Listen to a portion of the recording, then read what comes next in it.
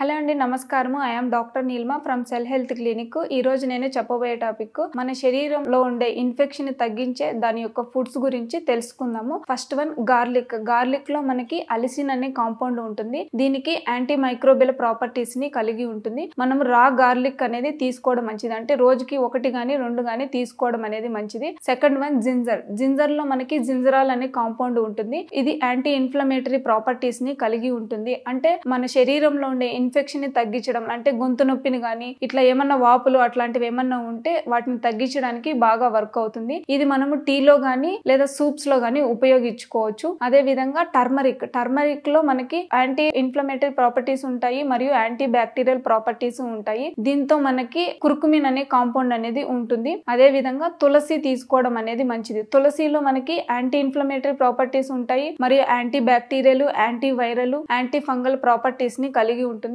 మనము తులసి అనేది మనం 2 విధాలుగా తీసుకోవచ్చు. తులసి ఆకుల్ని డైరెక్ట్ గా అయినా తీసుకోవచ్చు. పొద్దున్న లేవగానే 2 గానీ లేదా 3 గానీ అట్లా తీసుకోవచ్చు. అదే విధంగా తులసి ఆకుల్ని ఒక 5 ఆకులు గానీ 10 ఆకులు గానీ మనం నైట్ నానబెట్టి పొద్దున్నే లేవగానే ఆ వాటర్ తీసుకోవడం అనేది మంచిది. అదే విధంగా మనము ప్రోబయోటిక్ రిచ్ ఫుడ్స్ కూడా తీసుకోవాలి. మన గట్ హెల్త్ ని మెయింటైన్ చేస్తుంది మరియు ఇమ్యూన్ సిస్టమ్ ని బాగా బూస్ట్ చేస్తుంది. సిట్రస్ ఫ్రూట్స్ కూడా తీసుకోవడం అనేది మంచిది. దీంతో మనకి ఎక్కువగా వైటమిన్ సి ఉంటుంది మరియు ఇమ్యూన్ సిస్టమ్ ని బాగా బూస్ట్ చేస్తుంది. అదే విధంగా దాల్చిన చెక్క కూడా తీసుకోవడం మంచిది. దీంతో మనకి సిన్నమాల్డిహైడ్ అనే కాంపౌండ్ ఉంటుంది. దీనికి మనకి యాంటీ మైక్రోబియల్ ప్రాపర్టీస్ ని కలిగి ఉంటుంది. నీమ్ లీవ్స్ అనేది తీసుకోవడం అనేది మంచిది. ఇది ఎలా యూజ్ చేసుకోవచ్చు అంటే, ఫర్ ఎగ్జాంపుల్ చాలా మందికి ఎక్కువగా మహిళల్లో వైట్ డిశ్చార్జ్ అనేది ఎక్కువగా అవుతూ ఉంటుంది. అంటే తెల్లబట్ట అవుతూ ఉంటుంది. అలాంటి వాళ్ళకి ఇది ఎలా ఉపయోగపడుతుంది అంటే, ఒక 2 లీటర్ల వాటర్ ని బాగా మరిగించి ఆ మరిగించే వాటర్ లో ఒక 2 పిరికిళ్ళ